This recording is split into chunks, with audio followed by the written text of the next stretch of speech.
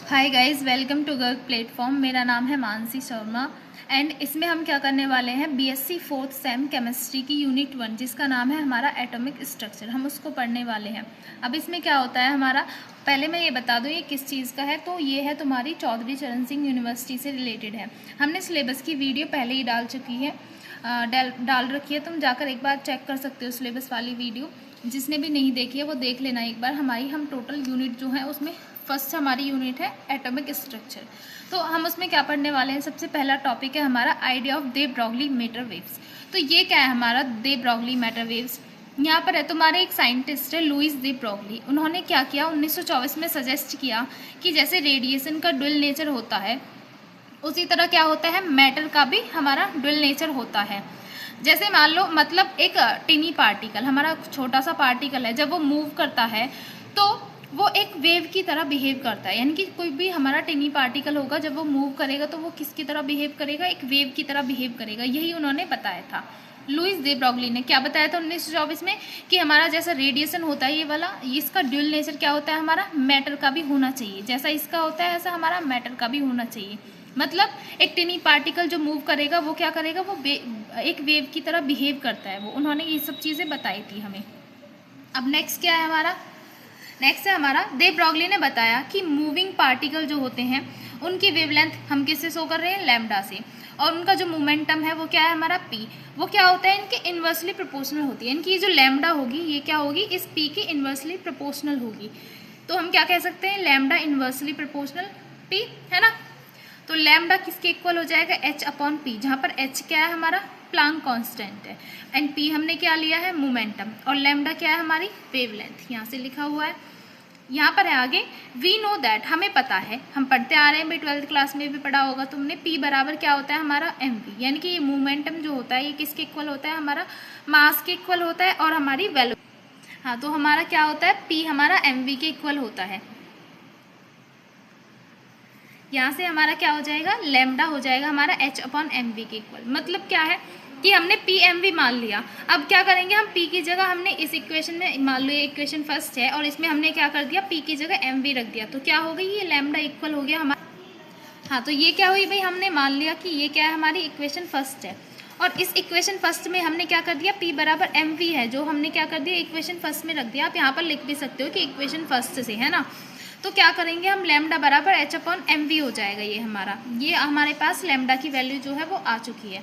अब यहाँ से क्या करेंगे हम, यहाँ से हम देख लेते हैं। मैंने अभी बताया कि लैम्डा क्या है हमारा, दी ब्रॉगली वेवलेंथ है हमारी, एच क्या है हमारा प्लांक कांस्टेंट है, एंड ये हमारा क्या हो, इसकी वैल्यू क्या है हमारी 6.626 इंटू 10⁻⁻34 जूल सेकेंड। ठीक है, ये प्लांक कांस्टेंट की वैल्यू है, ये तुम्हारी यूज़ होती है तो याद रख लेना इसको। और ये m क्या है हमारा, पार्टिकल का मास है, और यहाँ से v क्या थी हमारी, पार्टिकल की वेलोसिटी। ठीक है, इनके नोट्स अच्छे से बनाना, काफ़ी फ़ायदा होगा तुम्हारा बोर्ड पेपर जब तुम दोगे यूनिवर्सिटी का, तो उसमें ये से मैं गारंटी लेती हूँ कि क्या हो जाएगा, तुम पास पक्का हो जाओगे इससे। तो नेक्स्ट करते हैं हम, बोल रहा है यह जो कॉन्सेप्ट है सिर्फ क्या होता है, माइक्रोस्कोपिक पार्टिकल के लिए ही इम्पोर्टेंट है। जैसे हमारा इलेक्ट्रॉन होता है भाई, क्यों है माइक्रोस्कोपिक के लिए, यहाँ से देखो, लार्ज ऑब्जेक्ट जैसे होते हैं हमारे, जैसे क्रिकेट की बॉल मान लो, जितने भी लार्ज ऑब्जेक्ट हैं उनका मास क्या होता है, उनका ज़्यादा होता है भाई, सभी को पता है लार्ज ऑब्जेक्ट होगा तो मास ज़्यादा होगा। अगर मास ज़्यादा है तो उनकी वेलोसिटी क्या होगी, उतनी ही छोटी होगी। क्यों होगी, जैसे यहाँ पर अभी हमने देखा कि ये लैम्डा क्या होती है, वेवलेंथ किसके, इसके इन्वर्सली प्रोपोर्शनल होती है हमारा एम वी के। तो एम वी हमारा मास होता है एम, और वी क्या होती है वेलोसिटी। जब इसके इन्वर्सली प्रोपोर्शनल है वो, तो वेवलेंथ क्या होगी भाई, इससे बहुत ज़्यादा छोटी होगी। इसलिए जितना ज़्यादा मास होगा उसकी वेवलेंथ उतनी ही छोटी होगी उस ऑब्जेक्ट की, तो उसे हम मेज़र ही नहीं कर सकते हैं। अब है हमारी डेटा वेव्स। अगर कोई दिक्कत हो तो एक बार बता देना, यहाँ पर कमेंट में आप बता देना कि आपको कोई दिक्कत है इसमें। तो derivation of the Broglie equation, यहाँ से देखो इसका मतलब क्या है, ये है according to Planck quantum theory. अभी हम इसको सॉल्व कैसे करेंगे, निकालेंगे कैसे, वो देखो। ये बोल रहा है कि हमने प्लांक क्वांटम थ्योरी पढ़ी है, उसमें क्या होता है कि ई बराबर एच न्यू होता है हमारा। एच हम पहले अभी पढ़ते आ रहे हैं कि प्लांक कांस्टेंट होता है, और न्यू क्या होती है हमारी, फ्रिक्वेंसी होती है। अब हमने ये इक्वेशन फर्स्ट मान लो ये क्या हो गई हमारी इक्वेशन फर्स्ट हो गई। अब हमारा सेकंड क्या है, according to Einstein mass energy relation जो होती है हमने पढ़ी है, वो क्या होती है हमारी E बराबर mc²। इसको क्या मान लेते हैं हम, इक्वेशन सेकंड मान लेते हैं। हमने दो मान ली, इक्वेशन फर्स्ट हमारी क्या थी, E बराबर एच न्यू, सेकेंड हमने क्या मान ली, E बराबर mc²। अब हमें क्या करना है, सिंपल इन दोनों इक्वेशन को हमने देखा, E क्या है हमारा hv और E क्या है हमारा mc², दोनों इक्वल रख सकते हैं हम इन दोनों को। तो इक्वेशन और फर्स्ट और सेकंड से हम क्या कर सकते हैं, एच न्यू और mc² को क्या कर देंगे, हम इक्वल कर देंगे। तो ये हमारा इस तरीके से आ जाएगा, क्योंकि दोनों ही हमारा E के इक्वल है, तो हम इसको ऐसे लिख सकते हैं, जहाँ पर m क्या है हमारा, इसमें मास है, और c क्या है हमारी, स्पीड ऑफ लाइट है यहाँ से। अब हमने इक्वेशन फर्स्ट और सेकंड से हमने ये वाली इक्वेशन जो है वो रख दी है। यहाँ पर हमारा v क्या हो जाएगा, c/λ। क्यों होता है भाई, हमें पता है कि ये जो न्यू होता है किसके इक्वल होता है, c/λ के इक्वल होता है। यहाँ से c/λ के न्यू जो है इक्वल होता है। तब हम अगर हम देखें कि sc/λ बराबर किसके इक्वल हो जाएगा, mc² के, क्योंकि हमने न्यू की वैल्यू क्या रख दी है, c/λ, किसमें, इस वाले इक्वेशन में।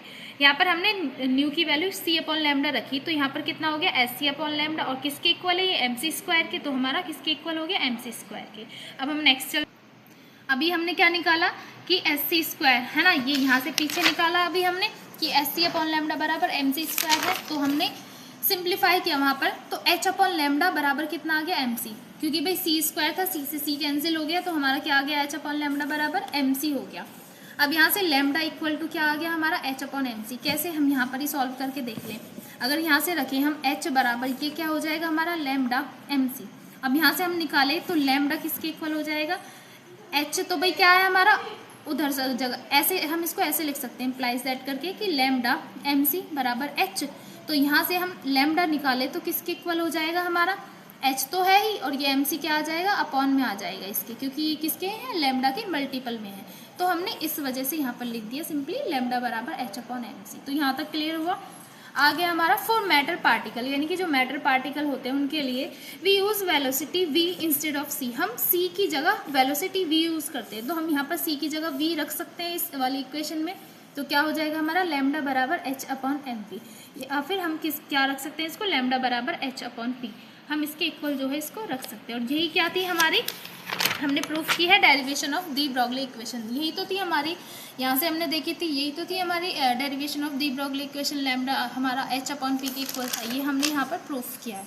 तो आई होप यहाँ तक आपको समझ में आ गया होगा। तो बाकी का हम मिलते, हाँ तो हम जो है ये तो हमारा हो गया, ये प्रूफ हो गई। अगर देखना है तो मैं एक एग्जाम्पल इसका करा देती हूँ, बाकी आप आगे का सॉल्व करके देख लेना।